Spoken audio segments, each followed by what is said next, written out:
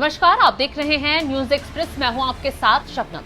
क्या सच में गाय का दूध बच्चों को बुद्धिमान बना देता है और भैंस का दूध उन्हें सुस्त और आलसी बना देता है? ये हम नहीं बल्कि राजस्थान के शिक्षा मंत्री मदन दिलावर के बयान है और इसी को लेकर पूरे प्रदेश में दूध को लेकर चर्चा शुरू हो गई। अपने बयानों से पहले भी दिलावर विवादों को दावत देते रहे और अब एक के बाद एक फिर दूध पर बयान देकर भजन लाल को मुश्किलों में डाल दिया।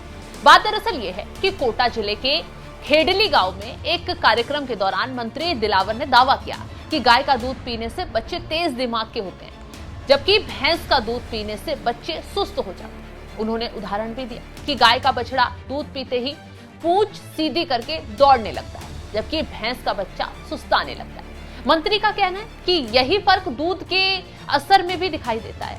दिलावर साहब यही नहीं रुके और आगे उन्होंने कहा कि ऊंचे कंधे वाली गाय का दूध पीने वाला व्यक्ति ज्यादा बुद्धिमान होता है। मंत्री के बयान के बाद सोशल मीडिया पर मीम्स की बाढ़ आ गई। कुछ लोगों ने इसे हास्यास्पद बताया तो कुछ लोगों ने इसे गाय के प्रति श्रद्धा से जोड़कर समर्थन दे दिया। लेकिन बड़ी संख्या में विशेषज्ञों और शिक्षाविदों ने सवाल उठाया, क्या इस तरह के दावे वैज्ञानिक कसौटी पर खरे उतरते हैं? पहले आप बयान सुनिए, फिर हम तर्क की कसौटी पर मंत्री जी का बयान देखेंगे। छोटे शब्दों में जानता हूं कि 5-7 गाय ऐसी चुनो जिन्होंने 3-4 दिन पहले अपने बच्चों को जन्म दिया हो। ऐसे इतनी भैंसे चुनो जिन्होंने 3-4 दिन पहले अपने बच्चे को जन्म दिया है। सामने इधर भैंसे खड़ी कर दो, इतनी गौ माताएं खड़ी कर दो और दोनों के बच्चों को एक साथ छोड़ो। भैंस का बच्चा भाग कर जाएगा, भैंस के नीचे जाएगा, एक के नीचे जाएगा, पता चला वो तो उसकी मां नहीं है, दूसरे के नीचे जाएगा, तीसरे के नीचे जाएगा, चौथे के नीचे जाएगा, बड़ी मुश्किल से उसको मां मिलेगी। गाय का बच्चा, गौ माता का बच्चा सीधा अपनी मां के पास जाएगा और दूध पीने लग जाएगा।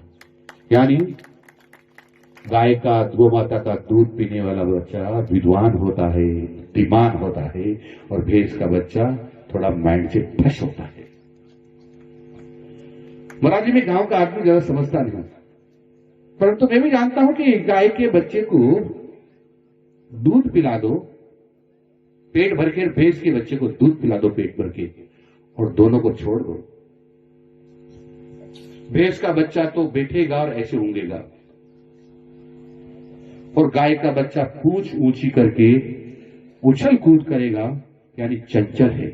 यानी हमारे बच्चों को चंचल बनाना है तो गाय का दूध पिलाओ, और हमारे बच्चों को ऊँगड़ियां बनाना है तो भैंस का दूध पिलाओ।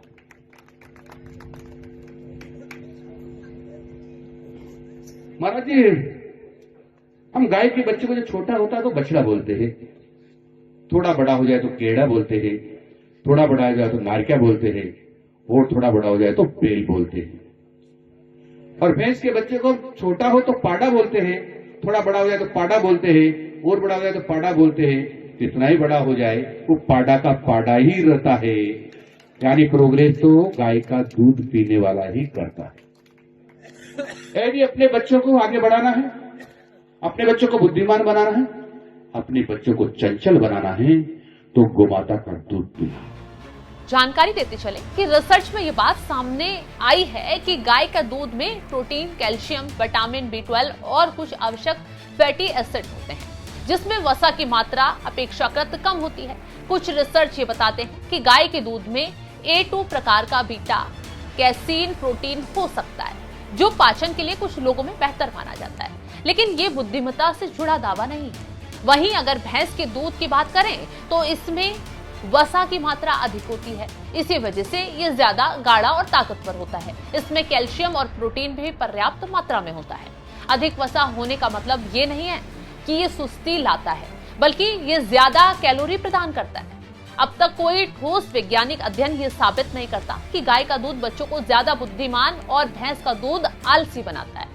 पशु वैज्ञानिकों की माने तो अलग अलग प्रजातियों के बच्चों का व्यवहार उनकी जैविक संरचना, नस्ल और वातावरण पर निर्भर करता है। गाय और भैंस की नस्ल, उनके पालन पोषण का तरीका और उनकी प्रवृत्ति अलग हो सकती है, लेकिन मनुष्य का मानसिक विकास उससे बिल्कुल अलग और कहीं अधिक जटिल प्रक्रिया है। तो आप समझ सकते हैं कि कैसे मदन दिलावर अपने काम के बजाय अपने बेटू के बयानों से फिर से चर्चा में आ गए।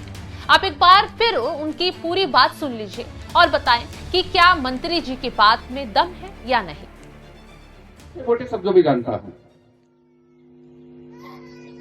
कि 5-7 गाय ऐसी चुनो जिन्होंने 3-4 दिन पहले अपने बच्चों को जन्म दिया हो।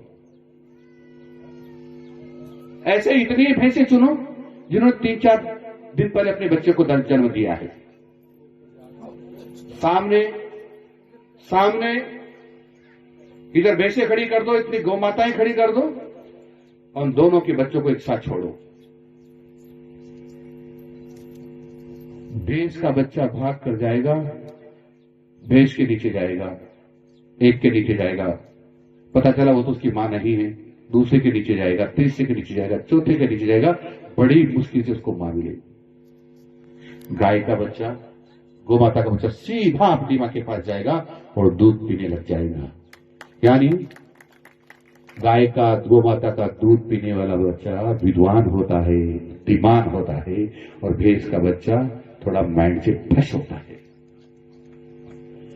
महाराज जी, मैं गांव का आदमी ज्यादा समझता नहीं, परंतु मैं भी जानता हूं कि गाय के बच्चे को दूध पिला दो पेट भर के, भैंस के बच्चे को दूध पिला दो पेट भर के, और दोनों को छोड़ दो।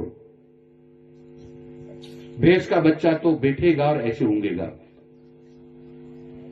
और गाय का बच्चा पूंछ ऊंची करके उछल कूद करेगा, यानी चंचल है। यानी हमारे बच्चों को चंचल बनाना है तो गाय का दूध पिलाओ, और हमारे बच्चों को ऊँगड़ियां बनाना है तो भैंस का दूध पिलाओ।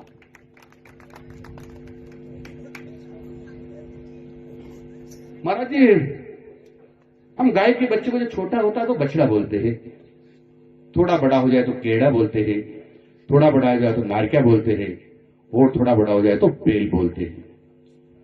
और भैंस के बच्चे को छोटा हो तो पाडा बोलते हैं, थोड़ा बड़ा हो जाए तो पाडा बोलते हैं, और बड़ा हो जाए तो पाडा बोलते हैं। कितना ही बड़ा हो जाए वो पाडा का पाडा ही रहता है। यानी प्रोग्रेस तो गाय का दूध पीने वाला ही करता है।